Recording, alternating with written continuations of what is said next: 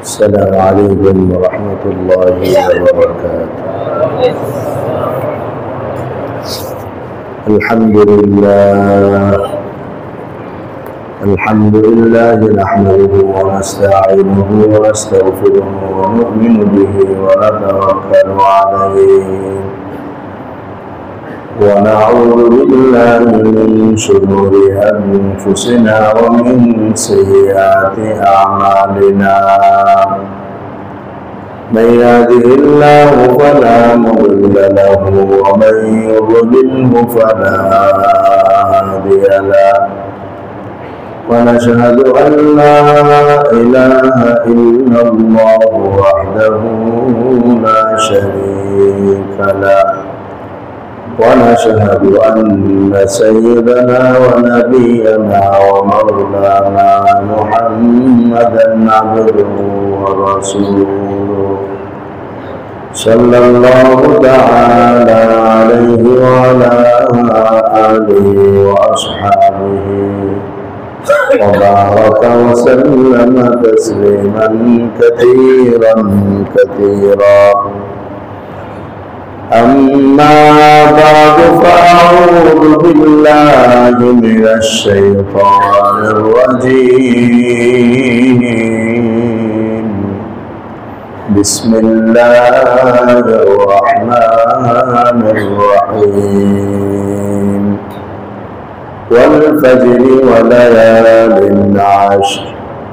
آمنت بالله صدق الله مولانا العظيم وصدق رسوله النبي الأمي الكريم ونحن على ذلك لمن الشاهدين والشاكرين والحمد لله رب العالمين. سبحانك لا علم لنا إلا ما علمتنا إنك أنت العليم الحكيم. اللهم صل على محمد وعلى آل محمد كما صليت على إبراهيم وعلى آل إبراهيم إنك حميد مجيد. اللهم بارك على محمد وعلى آل محمد كما باركت على إبراهيم وعلى آل إبراهيم إنك حميد مجيد.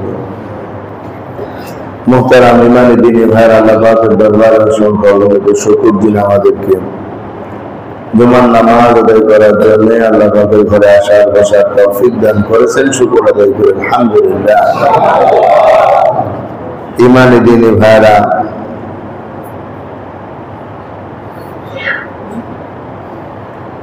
আজকে মে মাসের 23 তারিখ আর জিলহজ মাসের 24 তারিখ। আর কয়েকদিন পরেই জিলহজ মাস চলে আসবে। জিলহজ মাসের সাথে কয়েকটি ইবাদতের সম্পর্ক রয়েছে, যার কারণে জিলহজ মাসের প্রথম দশক আল্লাহ তাআলার কাছে সমস্ত দিনগুলোর মধ্যে সবচেয়ে শ্রেষ্ঠ এবং সবচেয়ে উত্তম দিন জিলহজ মাসের প্রথম দশকের এই কটা দিন। এই দিনগুলোর ব্যাপারে কোরআনুল কারীম আল্লাহ তাআলা শপথ করেছেন, ওয়াল ফাজর ওয়া লায়ালিন আশর, শপথ ফজরের এবং শপথ 10 রাত্রির। এই 10 রাত বলে জিলহজ মাসের প্রথম দশক, প্রথম 10 রাত্রিকে বোঝানো হয়েছে। যেহেতু আল্লাহ পাক রব্বুল আলামিনের শপথ এবং রাসূল পাক সাল্লাল্লাহু আলাইহি ওয়াসাল্লামের বিভিন্ন হাদিস এর দ্বারা জিলহজের প্রথম দশক আল্লাহ তাআলার কাছে অনেক বেশি প্রিয় হিসাবে হাদিস শরীফে বর্ণিত হয়েছে এবং বোঝা যায়। এই জন্য এই দিনগুলো আমাদের প্রত্যেকের কিভাবে কাটানো দরকার, এই দিনগুলোর ব্যাপারে আমাদের প্রত্যেকের প্রস্তুতি দরকার। সেজন্য আমরা ইনশাআল্লাহ কিছু আলোচনা করব, এর উপরে যেন আমরা সকলে আমল করতে পারি। আল্লাহ আমাদেরকে তৌফিক দান করেন। আমিন। তার পূর্বে একটি জরুরি বিষয় আলোচনা, সেটা হলো ঈদুল আজহা জিলহজ মাসের 10 তারিখে হয়। কত তারিখে ভাই? এটা নিশ্চিত, তবে আজকে থেকে এটা বলা যাচ্ছে না ঈদুল আজহা ঠিক কবে হবে। ঠিক কবে হবে ফাইনাল কথা নির্দিষ্টভাবে বলতে পারতেছেন না কেউ, বলার সম্ভাবনা কারো পক্ষে।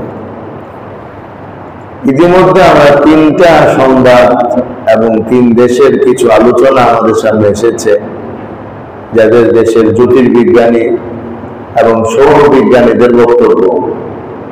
আমি এই বক্তব্যগুলো একটি উদ্দেশ্যে আপনাদের সামনে পেশ করতেছি। এটা উদ্দেশ্য না যে ঈদুল আজহা কবে হবে সেটা নির্ধারণ করা, বরং এই বক্তব্যগুলো এই জন্য পেশ করা যে আমাদের দেশেও কিছু মানুষ আছেন যারা এই বক্তব্যগুলোকে সঠিক মনে করেন না, ও বরঞ্চ তারা এখানে বসে ফাইনাল সিদ্ধান্ত দিতে থাকেন। এই ফাইনাল সিদ্ধান্ত চন্দ্র মাসের কোন ইবাদতের বেলায় ফাইনাল সিদ্ধান্ত দেওয়া যায় না। না দেওয়া যাওয়ার কারণ সেটা এখানে পরিষ্কার হবে। যেমন দেখেন, কুয়েতের আল উজাইরি সায়েন্টিফিক সেন্টার এরা জানিয়েছে যে 27শে মে সকালবেলা 7:02 দিকে চাঁদের জন্ম হবে তাদের দেশে। তাদের দেশ হিসাবে 27শে মে সকালবেলা চাঁদের জন্ম। এটা আসলে কারো দেশ হিসাবে না, এটা সামগ্রিকভাবে চাঁদ যেখান থেকে অমাবস্যার পরে সরে যায় সেটাকেই চাঁদের জন্ম বলা হয়। অথচ চাঁদের জন্ম বলতে কিন্তু কিছুই নেই। জন্ম বলতে আমরা কি বুঝি? মায়ের পেট থেকে কিছু একটা বের হওয়া, অদৃশ্য থেকে দৃশ্যের মধ্যে আসা। যেহেতু অমাবস্যার সময় চাঁদ পৃথিবী থেকে দেখা যায় না, এই কারণে এটাকে ধরা হয়েছে সে অদৃশ্য। যখন সরতে শুরু করে, দেখা যাইতে শুরু করে, দৃশ্যমান হয়ে যায়, সেহেতু বিজ্ঞান এটাকে চাঁদের জন্ম বলে, আর কিছু না। তো যাই হোক, চাঁদের জন্মের ব্যাপারে বলা হয়েছে যে 27শে মে সকালবেলা চাঁদের জন্ম হবে, কিন্তু চাঁদ 27শে মে সন্ধ্যায় দেখা যাবে না, কারণ তার বয়স খুব অল্প থাকবে, দেখা যাওয়া সম্ভব না। কুয়েতের আকাশে 28শে মে চাঁদ দেখা যাওয়ার প্রবল সম্ভাবনা আছে, কেননা চাঁদ তাদের দেশের আকাশে 43 মিনিট অবস্থান করবে সন্ধ্যার পর। এই জন্য এই যে সংবাদটা তারা বলছে, এই সংবাদ বলার ক্ষেত্রেও তারা এটা বলে নাই যে আমাদের দেশে চাঁদ ওই 28শে মে চাঁদ দেখা যাবেই, বরং তারা বলছে 28শে মে চাঁদ দেখা যাওয়ার প্রবল সম্ভাবনা আছে, যেহেতু 43 মিনিট আমাদের আকাশে চাঁদ থাকবে। কথাগুলো খেয়াল করেন যে বলার বাচন ভঙ্গি, এই জিনিসটা আমি যেটা বুঝাতে চাচ্ছি। 2 নম্বর, সংযুক্ত আরব আমিরাত, তাদের বক্তব্য হলো তাদের দেশের জ্যোতির্বিদ্যা এবং জ্যোতির্বিদ্যা সোসাইটি তারা জানিয়েছে, তাদের চেয়ারম্যান ইব্রাহিম আল জাওয়ান বলেন, আমিরাতে 27শে মে সকাল 7:02 চাঁদের জন্ম হবে, আর চাঁদ তাদের দেশে দৃশ্যমান হতে পারে 28শে মে। 28শে মে তাদের দেশে চাঁদ দৃশ্যমান হবে, এটাও উনি বলছেন যে হতে পারে, যেহেতু প্রায় 43 মিনিট। তারপর তাদের বক্তব্য সবগুলো আরব দেশে প্রায় 49 মিনিট পর্যন্ত চাঁদ থাকবে, তো দেখা যাওয়ার প্রবল সম্ভাবনা আছে। সেই হিসাবে তাদের দেশে ঈদুল আজহা হতে পারে জুন মাসের 6 তারিখ শুক্রবার। জুন মাসের 6 তারিখ শুক্রবার। আরেক পাকিস্তানের এক জ্যোতির্বিজ্ঞানী, ওনার নাম ডক্টর ফাহিম হামসি, তিনি বলেন 27শে মে পাকিস্তানে চাঁদ দেখার কোনো সম্ভাবনা নেই, কারণ 27শে মে তো চাঁদ জন্ম হতে পারে, এজন্য কোনো সম্ভাবনা নাই। 28 মে চাঁদের দেখা চাঁদের 35 ঘন্টা তখন বয়স হবে, চাঁদের 35 ঘন্টা, তাহলে তাদের দেশে দেখা যেতে পারে। কিন্তু দেখা গেলে তাদের এখানে ঈদ পরবর্তী 6 তারিখে হওয়ার তো সম্ভাবনা কম, 7 তারিখে হতে পারে বেশি সম্ভাবনা তাদের দেশে। আমি এই কথাগুলো এই জন্য পেশ করলাম যে 3টা দেশের জ্যোতির্বিজ্ঞানী এবং 3 জায়গার বড় বড় সৌরবিজ্ঞানী, তাদের বক্তব্যটা হচ্ছে সম্ভাবনা আছে প্রবল, দেখা যেতে পারে। যদি দেখা যায় তাহলে 6 জন ঈদ হবে, না হলে 7 জন ঈদ হবে। পক্ষান্তরে আমাদের দেশেও জ্ঞানী গুণী বিজ্ঞানী আছে।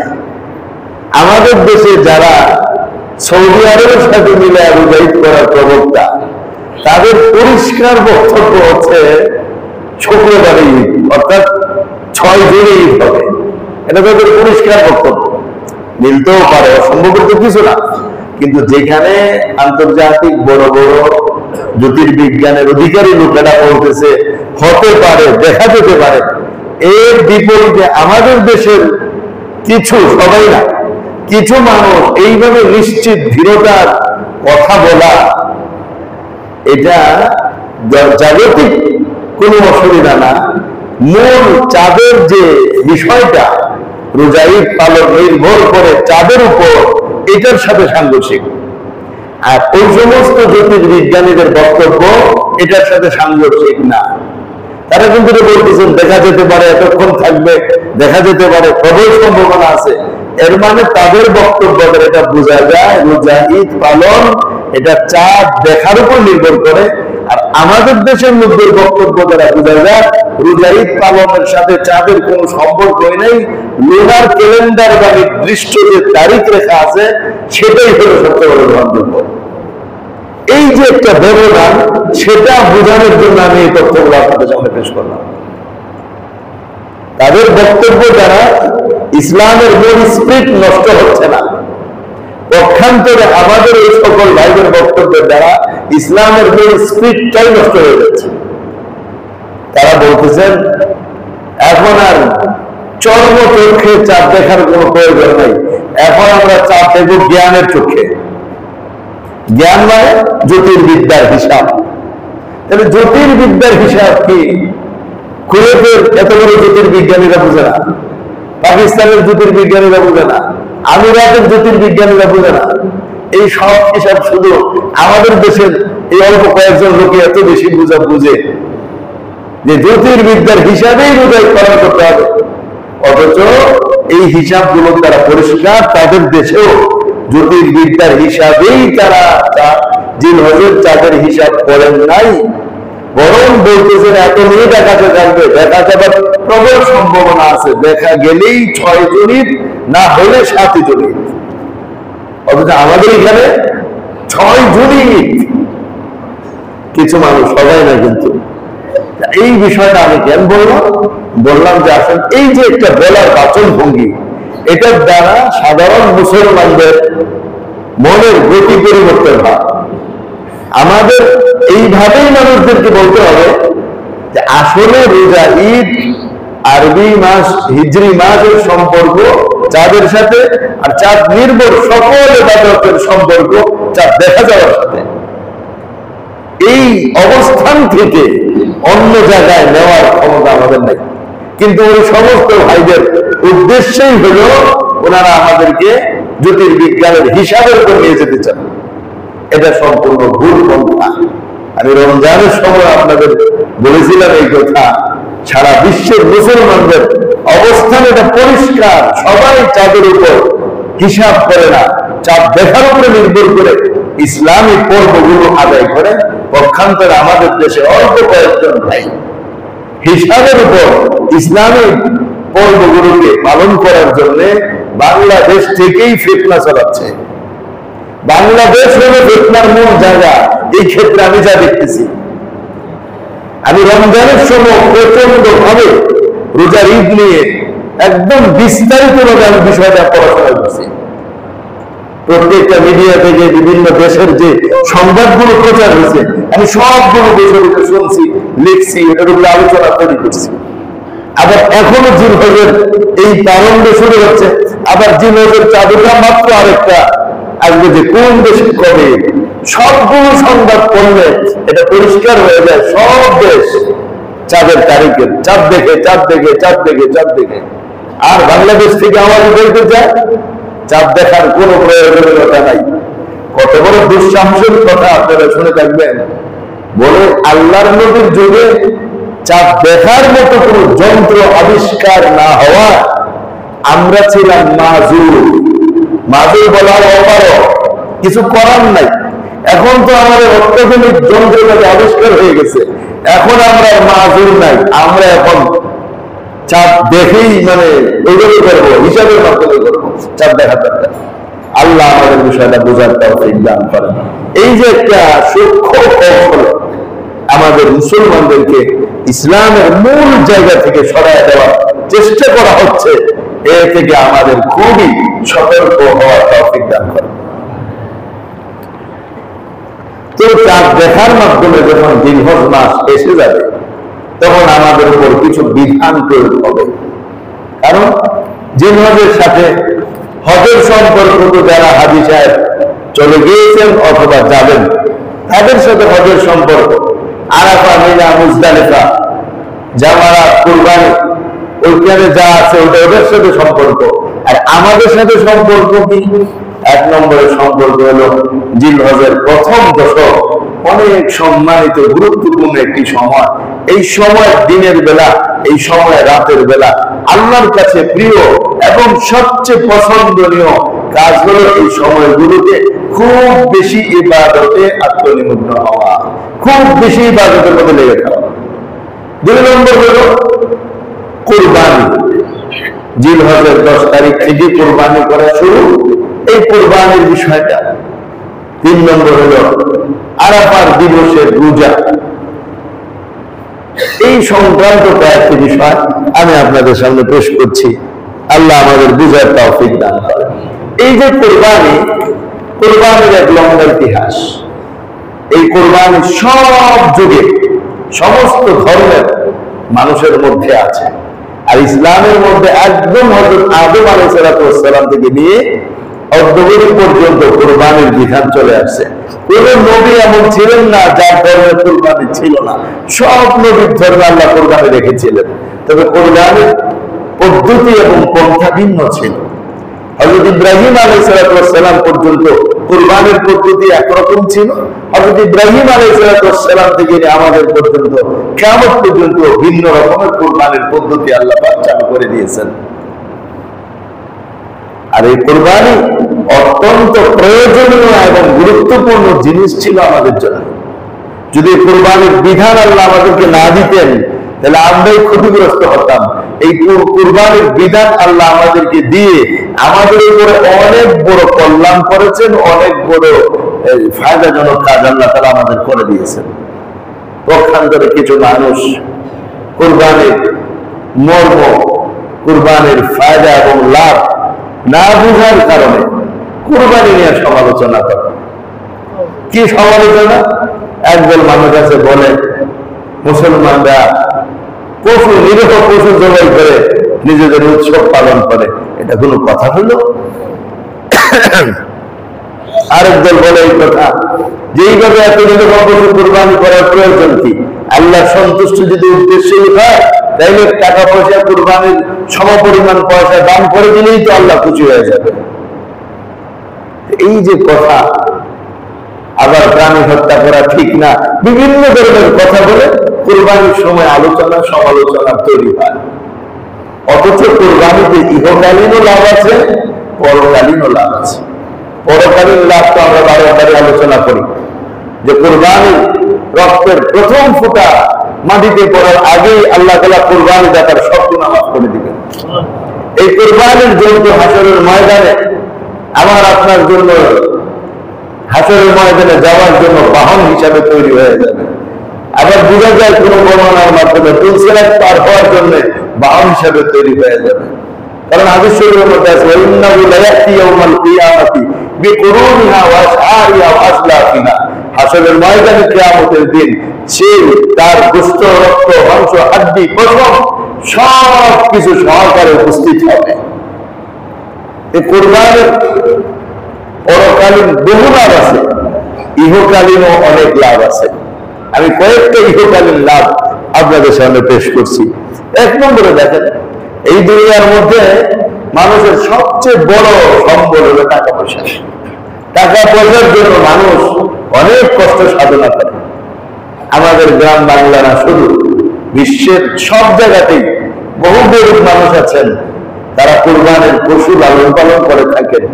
উদ্দেশ্য থাকে ঈদের সময় একটু দামে বিক্রি করে স্বাবলম্বী হওয়া। শুধু খামারে, এই গ্রামের মানুষ না, বড় এটাকে কেন্দ্র করে খামারে তৈরি হচ্ছে, বড় বড় খামার। ফলে ওই সমস্ত মানুষরা কোরবানির সময় পশু বিক্রি করে স্বাবলম্বী হওয়ার চেষ্টা করেন। এটা তো ইহকালীন একটা লাভ, যে এর মাধ্যমে মানুষ ধনী হচ্ছে, এর মাধ্যমে মানুষ সম্পদশালী হচ্ছে। 2 নম্বর, এই যে প্রচুর হাট বসে বিভিন্ন জায়গায়, আপনি চিন্তা করেন একটা হাটকে কেন্দ্র করে কত ধরনের কত মানুষ লাভবান হয়, কত ধরনের কত মানুষ হাটকে কেন্দ্র করে লাভবান হয়। এই 10 দিনের সময়ের মধ্যে বহু মানুষ অনেক টাকার মালিক হয়ে যায় একটা হাটকে কেন্দ্র করে বৈধভাবে। এটা তো হলো দুনিয়াবি একটা লাভ। তৃতীয় আরেকটি বিষয় দেখেন, এক একটা হাট থেকে হাসিলের মাধ্যমে সরকারি রাজস্বের মধ্যে কত টাকা জমা হচ্ছে। প্রত্যেকটা কোরবানির পশু থেকে একটা নির্দিষ্ট পরিমাণে অংশ সরকারের খাতে জমা যাচ্ছে। তো কোরবানি এমন এক জিনিস হলো যার দ্বারা রাষ্ট্র পর্যন্ত লাভবান হচ্ছে। এটা তো কত প্রয়োজনীয় এবং কত দরকারি, কত গুরুত্বপূর্ণ জিনিস ছিল। 4 নম্বরে দেখেন, কোরবানির পশুর চামড়া এবং চামড়ার বাণিজ্য। চামড়া বাণিজ্য শুধু বাংলাদেশের না, বাংলাদেশের মানুষেরা কয়েক বছর যাবত চামড়ার মূল্য পায় না। এবার তো মাশাআল্লাহ অনেক আগ থেকে আলোচনা হয়েছে এবং প্রধান উপদেষ্টা চামড়ার মূল্য বৃদ্ধি করার জন্য, যথাযথভাবে করার জন্য নির্দেশও জারি করছে। তো এই যে চামড়াকে কেন্দ্র করে দেখেন আপনি কত বড় বিশ্ব বাণিজ্য হতে থাকে। আর চামড়ার আসবাবপত্রের তো আমাদের অভাব নেই। আমাদের সারা বছরই যত গরু জবাই হয়, এক কুরবানিতে তার চেয়ে বেশি জবাই হয়। এখন এই সারা বছরের চামড়া দিয়ে যদি আমাদের চামড়ার আসবাবপত্র বানানো লাগতো, তাহলে চামড়ার যে দাম এর চেয়ে আরো কয়েক ডবল দামে আমাদের কিনতে হতো। যারা চামড়ার বেল্ট পরেন, 100-200 টাকা তার বেল্ট করবেন, তার 1000 টাকা পড়তে একটা বেল্টের দাম। কারণ কোরবানিতে গরু জবাই হয় না, সব তো সারা বছরের উপরে পড়বে। কিন্তু কোরবানিতে হওয়ার কারণে এটার মধ্যে এতটা বরকত হচ্ছে, জিনিসপত্রের দাম অনেকটা তুলনামূলক কমে আসতেছে। হাজার হাজার মানুষ চামড়া শিল্প কেন্দ্রিক অনেক কর্মসংস্থানের ব্যবস্থা হচ্ছে একমাত্র চামড়ার মাধ্যমে নির্ভর করে। তাহলে এটার মধ্যে দুনিয়াবি কতটা লাভ আছে। 5 নম্বর বিষয় যদি বলা হয়, গরুর গোশতের কেজি 750 টাকা, 700 থেকে 750 টাকা স্বাভাবিকভাবে থাকে। এই 700-750 টাকার কেজির গোশত কিনে খাওয়া সবার পক্ষে কিন্তু সম্ভব হয়ে উঠে না। বহু মানুষ আছেন মাসকে মাস 1 টুকরা গোশত, গরুর গোশত খায় দেখতে পারেন না, শুধুমাত্র দামের কারণে। কিন্তু কোরবানির মৌসুমে কাঁচা পাকা এমন কোন ঘর থাকে যেখানে গোশত পৌঁছে না। আল্লাহর রহমতে সব জায়গায় আল্লাহ তাআলা গোশত পৌঁছায় দেন। এই গোশত মানুষের শরীরে কতটা প্রয়োজন, প্রতিদিন মানুষের শরীরে প্রোটিনের প্রয়োজন। আর এটা না করার কারণে স্বাভাবিকভাবে মানুষের শরীরে একটা দুর্বলতা এবং প্রোটিন শূন্যতা তৈরি হয়ে থাকে। আর এই কোরবানির গোশতের মাধ্যমে এটা একদম সমস্ত ঘরে ঘরে পৌঁছে যাওয়ার ফলে তার প্রোটিন দুর্বলতা কেটে উঠে এবং মানুষের স্বাভাবিক যেটা দরকার সেটা তার শরীরে পৌঁছে যায়। 6, আমাদের অনেক ভাই ওনারা বলেন যে এই প্রাণী হত্যা করার প্রয়োজন কি। ওনারা শুধু কুরবানি এলেই প্রাণী হত্যার বিষয়টা তুলে নিয়ে আসেন, যে প্রাণী হত্যা, লাখ লাখ প্রাণী হত্যা হচ্ছে, এটা না করে দান করে দিলেও তো হয়। বিভিন্ন ধরনের কথা বলে মূলত কুরবানির সমালোচনা এবং ইসলামের এই বিধানটাকে মানুষের কাছে হেয় করার জন্য তারা তাদের সাধ্য অনুযায়ী চেষ্টা চালায় থাকেন। আসলে কি প্রাণী হত্যা কিংবা এদের না খাওয়ার মধ্যে আমাদের কোনো উপকারিতা আছে? আল্লাহ রাব্বুল আলামিন কোরআনুল কারীমে ইরশাদ করেন, হুয়াল্লাযী খালাকা লাকুম মা ফিল আরদি জামিআ, জমিনে যা কিছু দেখো এই সব আমি আল্লাহ তোমাদের উপকারের জন্য বানিয়েছি। ফাকুলু মিম্মা রাযাকাকুমুল্লাহু হালালান তাইয়্যিবা, আল্লাহ বলে ও দুনিয়ার মানুষ, যেগুলো হালাল পবিত্র সব খাও, কোনো বাধা নেই। যেটা কিনে খাওয়া দরকার ওটা কিনে খাও, যেটা স্বীকার করে খাওয়া দরকার ওটা স্বীকার করে খাও, কোনো আপত্তি নেই, কোনো বাধা নাই।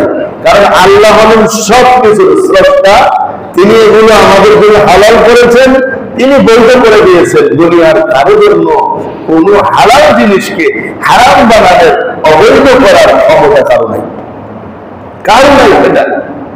তো এখন আসেন, এই প্রাণী কুল খাওয়ার জন্য কি আল্লাহ আমাদের বানাইছেন? এটা এমন একটা দলিল দরকার, যে দলিলে যারা আল্লাহরে মানে না তারাও মানতে বাধ্য হবে, যাহা এই দলিল তো অস্বীকার করার কোনো পথ নাই। যেমন দেখেন, আল্লাহ রাব্বুল আলামিন যত প্রাণী সৃষ্টি করেছেন পৃথিবীর মধ্যে, সাধারণত প্রাণীগুলো দুই ধরনের খাদ্য অভ্যস্ত। এক ধরনের প্রাণী তৃণলতা ভুজি, আরেক ধরনের প্রাণী মাংস ভুজি। তো গরু, ছাগল, ভেড়া, বকরি যা আছে এরা সব তৃণলতা ভুজি, লতা পাতা থেকে নির্গত জিনিস অথবা ডাইরেক্ট লতা পাতা খায়। তৃণলতা থেকে নির্গত জিনিস খাবে অথবা ডাইরেক্ট লতা পাতা খাবে। এরা কখনো মাংস বা দুষ্ট লোকে দিতে পারবে না।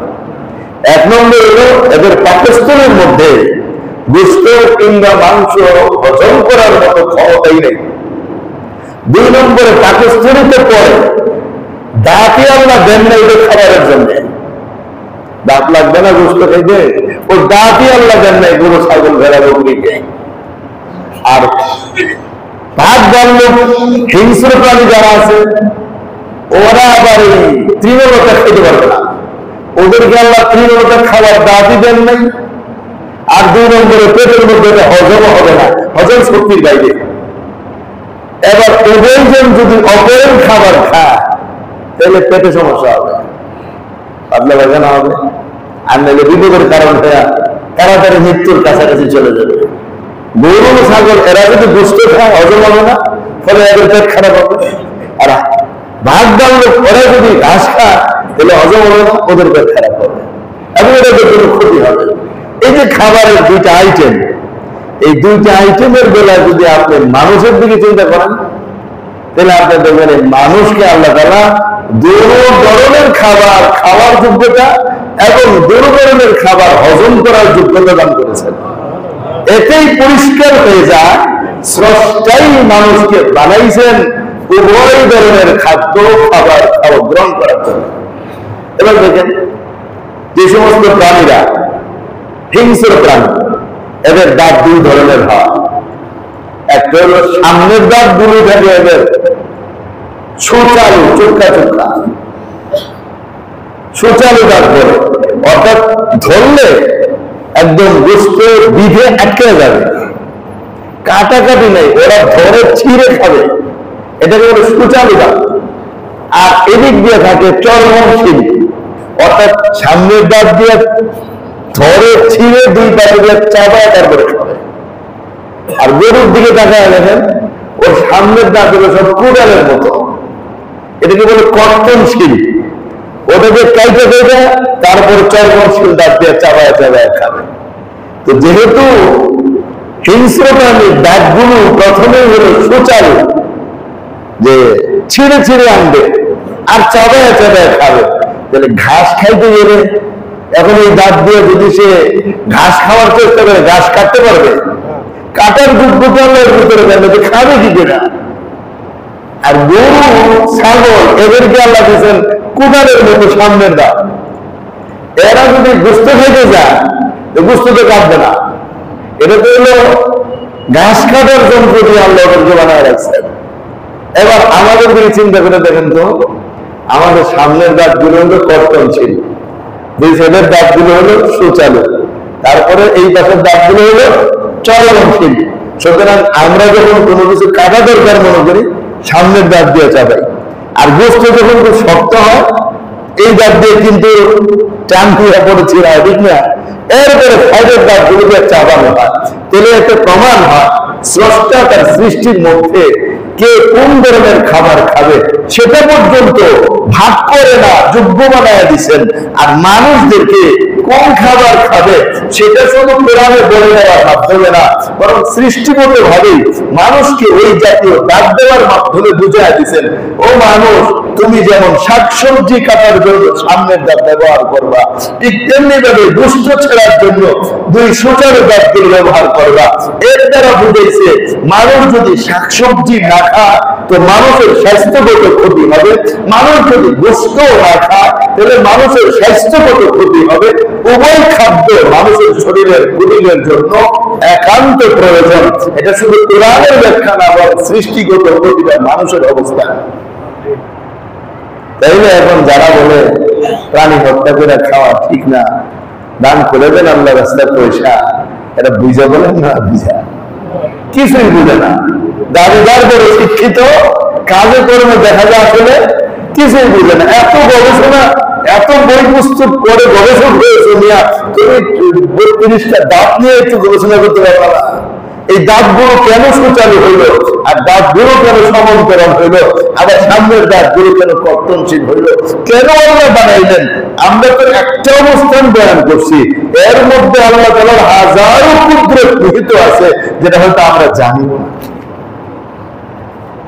এই জন্য আমার দোস্ত, আমার ভাই, এই পশু হত্যা এটা হত্যা না। আল্লাহ তো বলছেন ফাকুলু মিম্মা রাযাকাকুমুল্লাহু হালালান তাইয়্যিবা, আল্লাহ যা হালাল করেছে সব খাও, না খাইলে কি হবে? ক্ষতি হবে। এই জন্য এই পশু কুরবানি করার মাধ্যমে সমস্ত কাঁচা পাতা সমস্ত ভয় আল্লাহ তাআলা ওই প্রোটিন যেটা মানুষের জন্য দরকার ছিল, যেটা সপ্তাহে একবার হলেও দরকার হতো, সেটা যদি না হয় বছরে একবার হলেও আল্লাহ তাআলা তার ঘরে পাঠাচ্ছেন।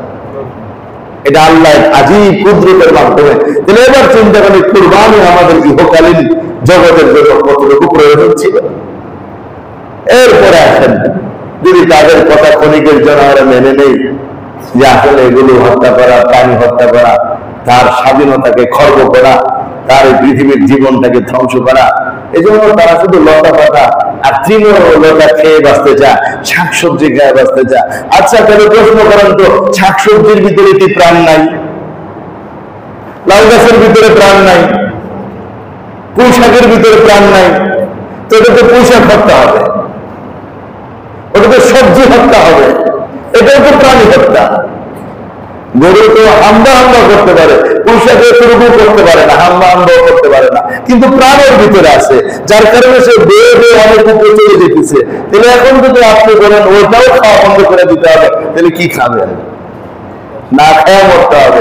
এত মানবতা দেখাইলে না খাইয়েই মরতে হবে। এটার নাম মানবতা না।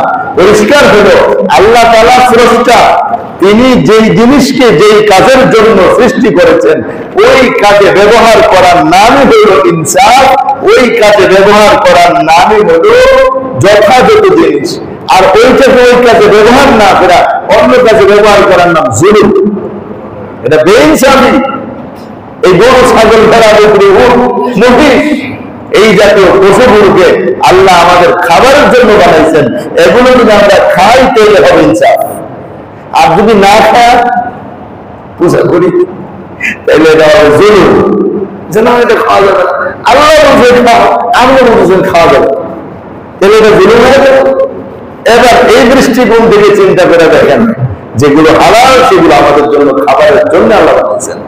এই যে পাখি আমাদের খাবারের জন্য আল্লাহ বানাইছেন। আমাদের দেশের একটা পরিস্থিতি হয়ে গেছে, পাখি শিকার এখন কেউ করেও না, আবার এটা রাষ্ট্রীয় আইনেরও সাথে সাংগঠনিক হয়ে যায়। কেন পাখির পক্ষে রাষ্ট্রীয় থাকতে হবে? আল্লাহ এটা হালাল বানাইছেন আমাদের জন্য। আপনারা খান পাখি বেড়ে বেড়া, দেখবেন এক সপ্তাহের ভিতরে পাখি বেড়ে যাবে, কমবে না। হ্যাঁ ভাই, সত্য যে সত্য। আপনারা সবাই মুরগি খান না, তো মুরগি কি কমছে ভাই? ফার্ম বানায় দিছে আল্লাহ তাআলা। মাছ খান বেশি, আল্লাহ ফার্মের মাছ বানায় দিছে। এমনকি এখন তো আধুনিক প্রযুক্তির মাধ্যমে যে সকল মাছ সাধারণভাবে চাষ করা যেত না, সেগুলো এখন চাষের উপযুক্ত হচ্ছে। যেখানে আমদানি বেশি হবে, রপ্তানি বেশি হবে, আমদানি এমনি হবে। বাজারে যেটার চাহিদা হয় দোকানদারা ওইটারে দোকান দেয়। একটা মাল করে দিয়েছে দোকানে, 1 মাসে চলে না, কোম্পানি আসবে, দোকানদার এই মাল চলে না, এটা দিয়েন না। এই কোম্পানি কেউ নেয় না, ওটা দিয়েন না, এটা ইসরায়েলি পণ্য, এটা কেউ খায় না, এখন এটা আপনি দিয়েন না। তো দোকানদার লাগে না, একটা পরে দিচ্ছে। আর যে জিনিসের চাহিদা বেশি দোকানদার খালি ওইটাই খুঁজে খুঁজে আনে। আপনি খরগোশ খাওয়া শুরু করেন, দেখবেন কি ওই খরগোশের ফার্ম লেগে যাবে এলাকা এলাকা। মানুষ খায় না, কি জন্য খায় না, এমনি খায় না। আবার হচ্ছে না দপ আর কি না ঠান্ডা নিয়ে আলোচনা শুরু হয়েছে। হ্যাঁ, তো ওটা যেটা সৌদি আরবে যে ধরনের ঠান্ডা, ওটাকে বলা হয় দপগুণ আরবিতে। ওলামায়ে কেরাম এটার ব্যাপারে ওই হাদিসকেই সামনে রাখছেন। নবীজি বলছেন আমার এলাকার মানুষ খায় না, তো এই জন্য আমি খাই না।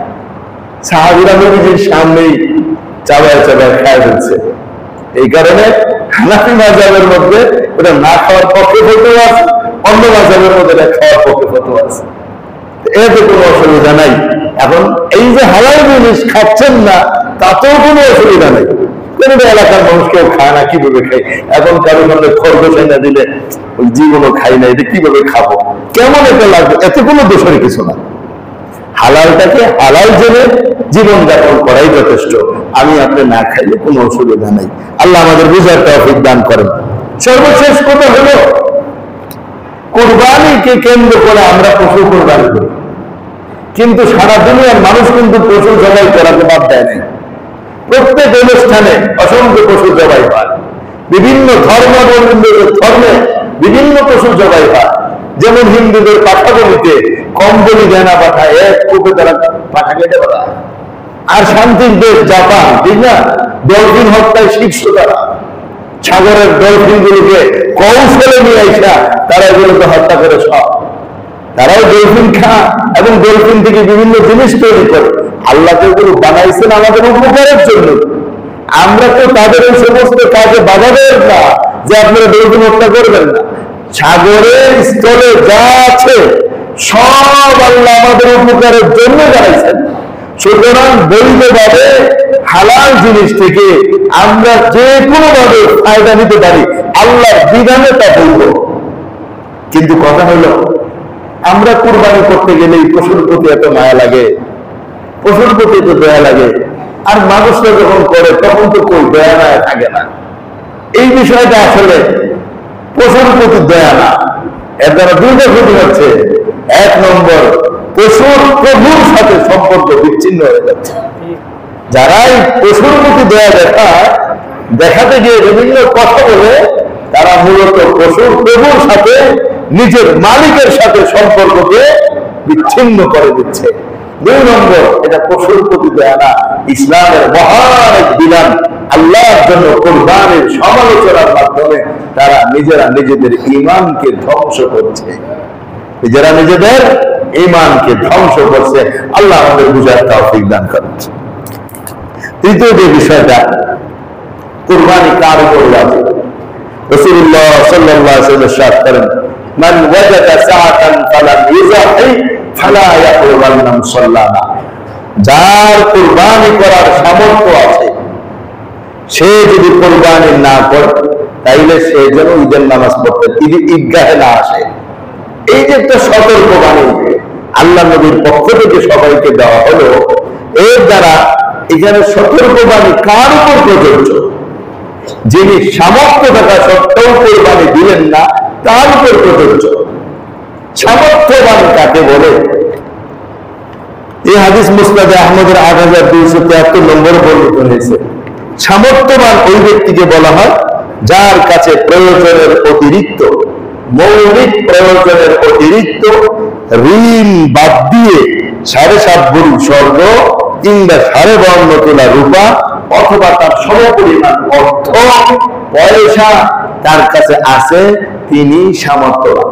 দুটো জিনিস, একটা হলো মৌলিক প্রয়োজনের অতিরিক্ত হতে হবে, 2 নম্বর হলো ঋণ বাদ দিয়ে 7.5 তোলা স্বর্ণের হিসাব করলে 14 লক্ষ টাকা হয়ে যায়। আর 52.5 তোলার উপর হিসাব করে যদি সনাতনের উপর হিসাব করা হয় তাহলে মাত্র 90,616 টাকা হলেই কুরবানি দেওয়ার উপযুক্ত হয়। আর যদি 18 ক্যারেটের হিসাব করা হয় তাহলে 1,20,645 টাকা হলেই কুরবানি দেওয়ার উপযুক্ত হয়। যেহেতু রূপার কয়েকটা ক্যারেট আছে, 22 ক্যারেট, 21 ক্যারেট, 18 ক্যারেট সনাতন। এই ক্ষেত্রে যদি উলামায়ে কেরামকে বলেন যে ঠিক আছে তাহলে মধ্যবর্তীটা ধরা হোক, তো মধ্যবর্তীটা যদি আমরা 18 ক্যারেট ধরতে পারি তাহলে 1,20,645 টাকা যদি তার অতিরিক্ত থাকে তাহলে তার কুরবানি ওয়াজিব হয়ে যাবে। আর যদি সতর্কতামূলক সর্বনিম্ন স্তর ধরতে চান তাহলে সনাতনের রূপা ধরতে হবে, সেটা হলো 90,615 টাকা যদি কারো কাছে অতিরিক্ত থাকে তাহলে তার জন্য কুরবানি ওয়াজিব। আর কুরবানি ওয়াজিব হওয়ার অর্থ এই না যে আপনার এটা আস্থা গুরু দিতে হবে, একটা বকরি দিলে হয়ে যায়, 7 ভাগের 1 ভাগ হলেই তো হয়ে যাচ্ছে। এজন্য বিচলিত হওয়ার কিছু নাই যে আমার আসলে তো 90,000 টাকা, গরু কিনতে লাগে 1,20,000 টাকা, আপনি গরু কিনে দরকার কি, এক নাম দেন, এক অংশ দেন, তাহলে তো কুরবানি হয়ে যাচ্ছে। এজন্য বিচলিত হওয়ার কিছু নেই। এখন দুটো বিষয় আলোচনা, মৌলিক প্রয়োজন বলতে কি বোঝায় আর ঋণ বাদ দেওয়া বলতে কি বোঝায়। মৌলিক প্রয়োজন হলো আমাদের দৈনন্দিন জীবনে যা না হলে আমরা কষ্টের মধ্যে পড়ে যাব সেটার নামই মৌলিক প্রয়োজন। দৈনন্দিন জীবনে যা না হলে আমরা কষ্টের মধ্যে পড়ে যাব সেটার নামই মৌলিক প্রয়োজন। বসবাসের বাড়ি, চলাচলের গাড়ি, ব্যবহারের আসবাবপত্র, যা দরকার, পোশাক আশাক ইত্যাদি, এগুলো মৌলিক প্রয়োজন। যদি এগুলো হয়ে যায় এরপরে অতিরিক্ত থাকে। এখন কত হলো অনেকের গাড়ি নাই, তখন চিন্তা করে আমাদের গাড়ি নাই, গাড়ি কেনার পয়সাটা রাইখা তারপর আমি দেখবো না। গাড়ি যে কিনছে এটা তার মৌলিক প্রয়োজন, যে কিনে নেই তার লাগে নাই বুঝে সে কিনে নেয়। এখন টাকা থাকুক না থাকুক সেটা করবে কথা, আপনি টাকা জমা রাখেন, এটা আমার মৌলিক প্রয়োজন, গাড়ির জন্য রাখছি, এখন কোরবানি দেওয়া যাবে না, মৌলিক প্রয়োজন গাড়ির জন্য রাখছি, ভাই কিনে ফেললে দেওয়া লাগবে না, না কিনলে দেওয়া লাগবে, বুঝছি তো কথা না? হ্যাঁ, তারপরে আসেন এটা মৌলিক প্রয়োজন। এবার একজন নারীর মাস্টার শোনেন, যে নারী বিবাহিত স্বামী তার যথাযথ হক আদায় করে, ভরণ পোষণের ব্যবস্থা করে, ওই নারীর যদি একটু জমি থাকে,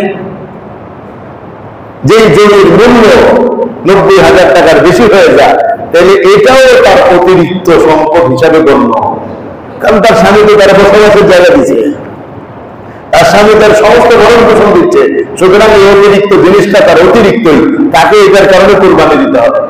যে সমস্ত এরা বাবার বাড়ি থেকে অল্প একটু জায়গার মালিক হয়েছে, ওই জায়গার দাম যদি 90,000 টাকার উপরে হয় তাহলে তার উপরে কুরবানি ওয়াজিব হবে। ওই স্বামীর ঘরে যে স্বামী তাকে যথাযথভাবে সবকিছু দিয়ে রাখছেন, হ্যাঁ পক্ষান্তরে যদি কোনো স্বামী তার কিছুই না দিয়ে থাকে তাহলে ওই জায়গাটা তার প্রয়োজনের অন্তর্ভুক্ত হবে, কারণ এটা তার সম্ভব, এখন তার উপরে কুরবানি ওয়াজিব হবে না। বিষয়টা আমরা ভালো করে খেয়াল করে বোঝার চেষ্টা করি। পক্ষান্তরে একজন পুরুষের একটু জায়গা, এটা তার প্রয়োজনের, বাড়ির জায়গা প্রয়োজনের, আরেকটা ক্ষেত এটা তার অর্থ উপার্জনের, আরেকটা ক্ষেত এটা তার অতিরিক্ত, আরেকটা তার অতিরিক্ত, একটা বাড়ি থাকার, আরেকটা বাড়ি এটা খাবারের, আরেকটা বাড়ি তার অতিরিক্ত, একটা ফ্ল্যাট থাকার, আরেকটা ফ্ল্যাট তার খরচের, আর অন্য ফ্ল্যাট গুলো যদি তার খরচের ভিতরে ঢুকে যাতে প্রয়োজনীয়, আর যদি টাকা জমে থাকে তাহলে এটা প্রয়োজনীয়, এটার উপর কুরবানি ওয়াজিব হবে। কুরবানি ওয়াজিব আর যাকাত ওয়াজিবের মধ্যে মৌলিক পার্থক্য দুইটা। যাকাতের ওয়াজিব হওয়ার জন্য ওই টাকা 1 বছর থাকা লাগে, কুরবানি ওয়াজিব হওয়ার জন্য টাকা 1 বছর থাকা লাগে না। কুরবানি ওয়াজিব হওয়ার জন্য এই টাকার মালিক জিলহজ মাসের 10, 11, 12 তারিখের সূর্যাস্তের আগে এই পরিমাণ টাকার মালিক যেই থাকবে তার উপরে কুরবানি ওয়াজিব হবে। সে যদি হজে যায়, হজের মধ্যে তাকে 2টা কুরবানি করতে হবে। মুকিম যদি থাকে, মুকিম হয়ে যায়, 15 দিন যদি হজের সফরে গিয়ে মক্কা মুকাররমা 15 দিন থাকে টানা, তাহলে তাকে ওই সময় 2টা কুরবানি করতে হবে। একটা হলো তামাত্তু হজের কুরবানি, আর একটা হলো জিলহজের কুরবানি, ঈদুল আজহার কুরবানি। আল্লাহ আমাদের বুঝার তৌফিক দান করেন। এখন কথা হলো যদি চাঁদ তার সময় মতো উঠে, আমরা সবাই চাঁদ দেখার চেষ্টা করবো, যারা কুরবানি করবে তাদের জন্য একটা মুস্তাহাব আমল।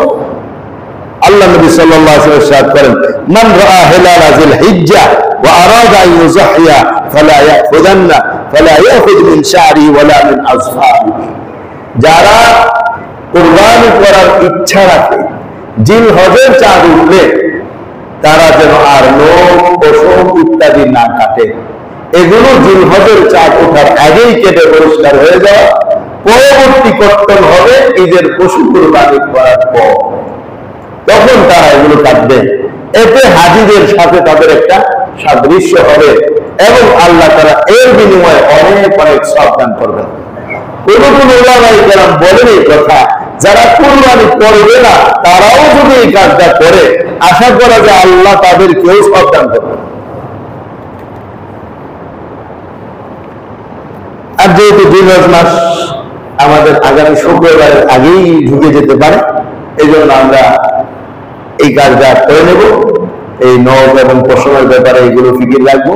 আর জিলহজ মাস প্রবেশের সময় থেকে দুটো ইবাদত বাড়ানোর চেষ্টা করব, বেশি করে ইবাদত করার চেষ্টা করব। এক হাদিস শরীফের মধ্যে আসছে, আকসিরুহুন্না মিনাত তাসবিহি ওয়াত তাহমিদি ওয়াত তাহলিলি ওয়াত তাকবীর। বেশি বেশি আল্লাহর প্রশংসা করা, সুবহানাল্লাহ পড়া, আলহামদুলিল্লাহ পড়া, আল্লাহু আকবার পড়া, লা ইলাহা ইল্লাল্লাহ পড়া। আর হাদিসের মধ্যে আসছে, দিনের বেলা রোজা এবং রাতের বেলা তাহাজ্জুদের নামাজ। দিনের বেলা রোজা এক বছরের রোজা রাখার সমান সওয়াব হবে, আর রাতের বেলা তাহাজ্জুদের নামাজে সবে কদরের ইবাদত বন্দি করার সওয়াব। চেষ্টা করবো তো ইনশাআল্লাহ। আল্লাহ আমাদের সবাইকে তৌফিক দান করেন। ওয়া আখিরু দাওয়ানা আলহামদুলিল্লাহি রাব্বিল আলামিন।